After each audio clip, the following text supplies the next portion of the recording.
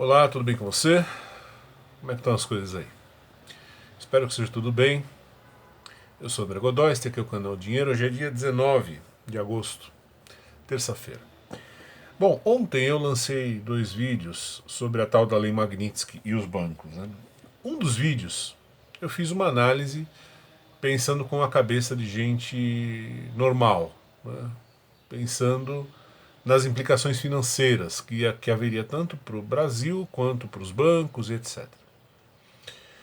Um vídeo muito senso comum, tá? Um vídeo muito alinhado a tudo que você já ouviu em outros canais, até mesmo de esquerda.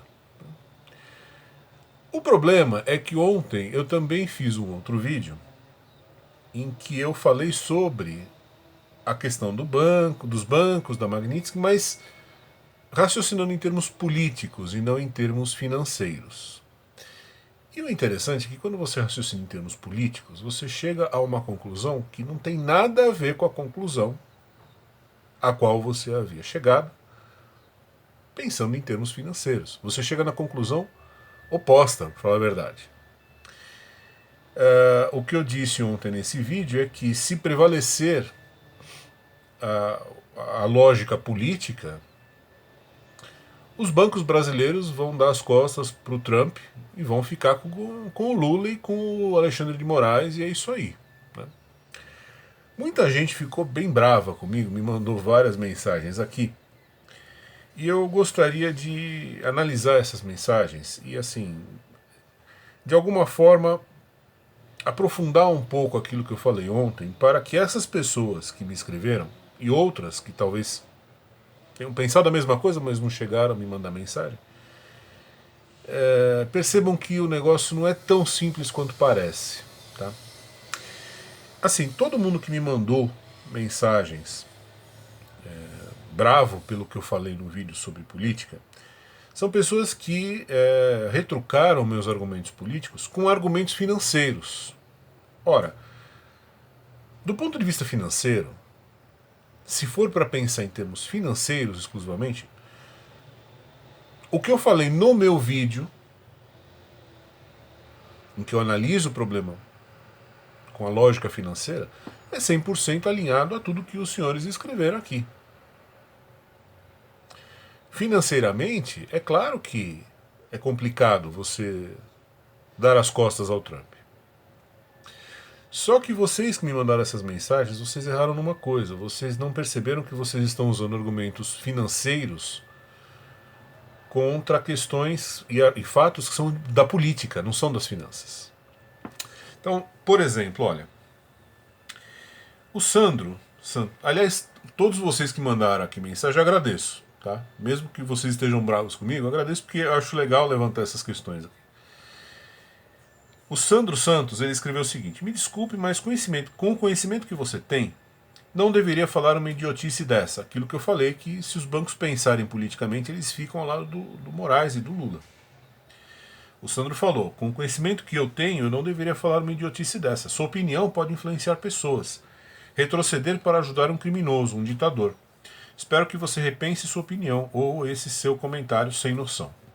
Então, a questão é a seguinte, Sandro. O que eu falei, se isso que eu falei vai fazer as pessoas passarem a enxergar com bons olhos o Alexandre de Moraes, eu lamento. Quanto ao Alexandre de Moraes, a minha opinião é ainda pior que a sua. Não queira saber quais são minhas vontades em relação a essa gente. Não queira saber.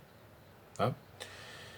Acho difícil você encontrar uma pessoa que vai ter tanto nojo dessa corja toda quanto eu. Agora, do fundo do meu coração, desejo que eles percam tudo e que eles metam uma bala na própria cabeça, de desespero. É isso que eu desejo a eles. Tá? Só que o que eu desejo, Sandro, não conta muita coisa.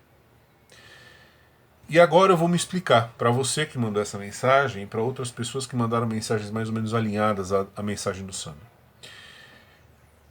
Os bancos no Brasil, eles são uma espécie de braço do Estado. Não é qualquer um que monta um banco no Brasil. Para você montar um banco no Brasil, você não basta você ser muito rico, você tem que ser uma pessoa altamente confiável para o governo, para o Estado. Você pode ser o cara mais trilionário do mundo, você entra com um pedido de carta patente de banco, lá no Banco Central, os caras te negam. Se eu pedisse para ser dono de um banco, eles com certeza eles não deixariam. Porque uma pessoa com as minhas opiniões políticas, não, eles vão falar, não, a gente não quer que você seja dono de um banco no Brasil. Né? Para você ser dono de um banco no Brasil, você tem que ser 100% alinhado ao Estado. 100%. Tá? Veja que Bradesco, Itaú, Safra, todos esses bancos, eles só são o que eles são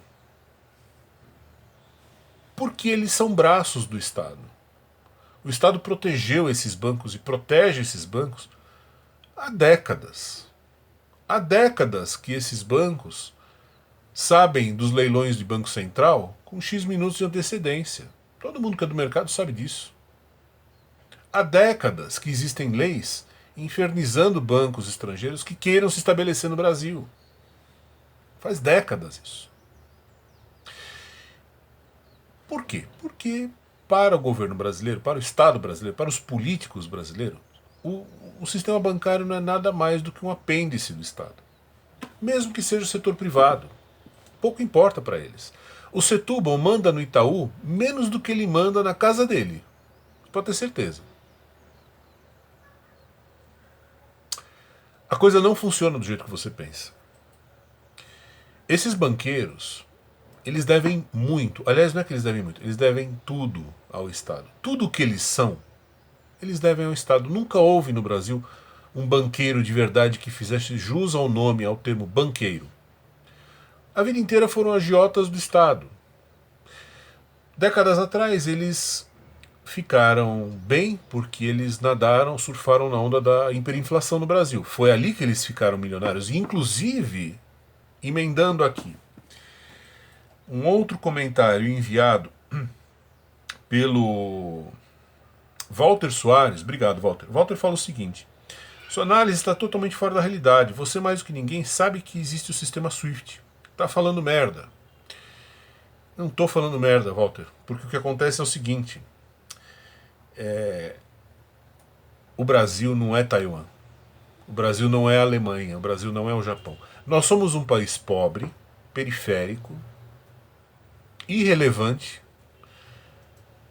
zero incluído no sistema de comércio global. Nós somos aquele liquidificador quebrado que já está desconectado da tomada. Para nós, meu caro, se fecharem o SWIFT para o Brasil, tanto faz. O Brasil, não sei sua idade, Walter, mas se você regula comigo, você há de se lembrar que o Brasil sobreviveu muito tempo, décadas, sendo um país muito mais fechado do que somos hoje. Muito mais. Ah, mas não haverá investimentos se aplicarem a Magnitsky no Brasil. Mas de que investimento você está falando? Quem que investe no Brasil? As notícias que eu ouço é a Embraer indo embora. Você já viu a Microsoft montar um laboratório aqui? A IBM? Eu nunca vi. Não estou sabendo que isso existe. Montadoras indo embora. Nós já somos um pária há muito tempo, Walter.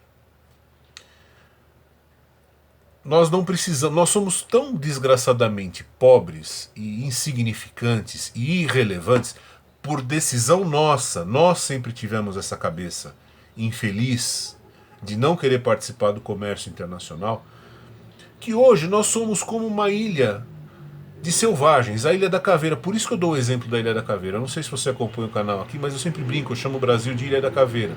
Por quê? Porque é um lugar isolado do mundo. Se amanhã houver uma terceira guerra mundial e acabar o dólar, acabar a libra esterlina, derrubarem o Capitólio, destruírem a Bolsa de Nova York, para nós, tanto faz, porque a gente é periférico ao extremo. Nós, assim, para ser mais periférico que a gente, é tipo Coreia do Norte. Só. É a única coisa, a única turma que ganha da gente. Nós nos pusemos nessa condição. Nós nos tornamos irrelevantes. Ninguém precisa de nós. A sorte do Lula e do Moraes e de toda essa cambada é que nós também não precisamos dele, por incrível que pareça. Por incrível que pareça, isso que eu estou lhe dizendo pode ir contra o senso comum, contra aquilo que você tem ouvido em todos os canais, de direita ou de esquerda, mas o fato é que o Brasil nunca precisou deles. O Brasil não precisa deles porque uma ilha de selvagens no meio do Pacífico não precisa da Bolsa de Nova York. É nesse sentido que eu digo que nós não precisamos deles. Não é que nós não precisamos deles porque nós somos bons demais. Nós não precisamos deles porque nós somos um nada. Nós somos a Ilha da Caveira, nós somos uma ilha de selvagens perdida no meio do oceano. É isso. Então, até em seguida você faz aqui um comentário, Walter, me parafraseando, né, colocando na minha boca a seguinte frase: se o Brasil não tem dinheiro estrangeiro, tá bom, ligue a impressora, como se eu tivesse falado isso. Na verdade, não é que eu falei isso. Posso até ter dito isso no vídeo, mas eu disse isso replicando o que eles pensam, os donos do poder do Brasil pensam. E vou te falar, eles não estão errados. Se não tiver dinheiro estrangeiro aqui, Walter, liga a impressora. Por mais que você não goste de ouvir isso. Porque, de novo, nós não somos um país rico. Nós não somos a Taiwan, Hong Kong, Alemanha, Japão, que ficou rico participando ali do comércio global, do jogo. Não, nós somos um bando de pobres, desfarrapados, de mendigos internacionais. Esse é o ponto. Para nós, passamos a vida inteira. Como você acha que era o Brasil antes de 94? Antes de começar a entrar dinheiro estrangeiro aqui? As contas eram pagas com dinheiro da impressora, meu caro. Nunca houve internacionalização da economia brasileira. Não há e nunca houve. E, pelo visto, nunca haverá. Então, isso que eu disse, se não tem dinheiro estrangeiro, liga a impressora, isso é um fato. Não significa, você erra, porque você coloca de um jeito que, pela maneira como você coloca, dá a impressão de que eu penso isso. Não é uma questão de eu pensar, é uma questão de como eles pensam. O vídeo não foi a respeito das minhas opiniões, o vídeo é a respeito de como raciocinam os donos do Brasil. Os caras que mandam na sua vida. Independente de você achar que isso aqui é certo ou não, eu acho um horror você viver de dinheiro de impressora em vez de viver dinheiro de estrangeiro, de investimento. Mas o fato, meu caro, é que o Brasil passou décadas vivendo de dinheiro de impressora. Nós sabemos viver assim. Nós somos como era o Marat, lá, o revolucionário francês.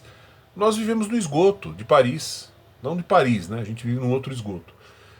Somos criaturas do esgoto, meu caro. A gente sabe, a gente nem tem investimento estrangeiro no Brasil. Então ligar a impressora para essa turma, Walter, não custa nada. Não se iluda, nós não somos a Alemanha. Os banqueiros brasileiros não são os banqueiros lá do Commerzbank, do Deutsche Bank. Não é. É Itaú, é Bradesco, é isso. É gente que deve favor até aqui aos donos do poder. É gente que vai ter muita dificuldade de virar para o Lula, ou para o Moraes, ou para o Bolsonaro, ou para qualquer político deste país, falar assim, olha, vá a merda. Eles não vão fazer isso, não vão. Raciocinando politicamente, não vão. Como é que você diz não a um cara que te deu tudo? Repara que isso é política, isso não é finanças. Você fala de finanças e fala grosso quando você se fez sozinho na vida.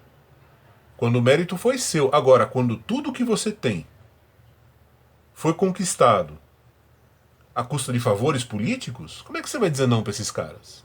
Fala para mim. Vai dizer não e você acha que vai ficar tudo bem. Porque esses bancos continuarão aqui no Brasil, sujeitos à lei brasileira. Se eles disserem não para o Lula, no dia seguinte, esses bancos continuarão aqui. Os outros políticos vão falar, pô, o Bradesco disse não para o Lula, né? Vamos anotar isso. No dia que o Bradesco precisar de nós, a gente põe esse assunto na mesa. De novo, estamos falando de política, não estamos falando de finanças. Finanças, quem fala de finanças é o valentão machão self-made man. E isso não existe no Brasil. Nenhum grande empresário brasileiro se fez sozinho. Todos eles de começo ao fim, você pode pegar quem você quiser. Todos eles se fizeram porque em algum momento tiveram alguma ligação com o poder. Todos. Estou falando de Silvio Santos, Roberto Marinho, qualquer um. Você pode escolher. Antônio Emílio de Moraes. Não salva um. Porque ou você beija a mão dos caras, ou você não vai crescer.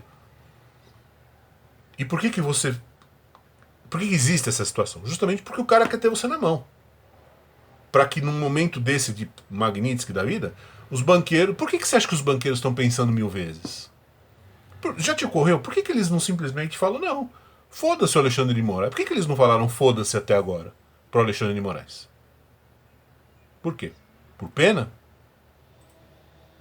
Já parou pra pensar nisso? Por que que tá essa novela? Qual é a dificuldade de dizer não pro Dino? Pro Lula ou pra qualquer político brasileiro? Se fosse fácil dizer não, você acha que eles estariam noites sem dormir? Sem saber o que fazer? Porque eles têm a espada aqui, ó.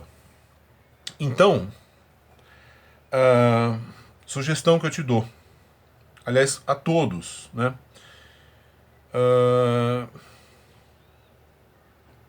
Abram os olhos, vocês não são alemães, vocês não são taiwaneses, vocês são brasileiros. Vocês são cidadãos de um país de merda, periférico, pobre, não inserido no sistema global, para o qual ser alijado do sistema tanto faz. Nós já somos tão lixo que ser desligado do plug internacional para nós não vai dar nada. Ah, mas é impressora? Liga a impressora. Ah, mas e os bancos? Como é que você acha que o Itaú, o Bradesco, esses caras ficaram ricos? Já parou pra ver qual é a história deles? Esses caras ficaram ricos justamente na época da impressora, meu caro. Foi ali que viraram grandes potências. Não foi depois do Plano Real.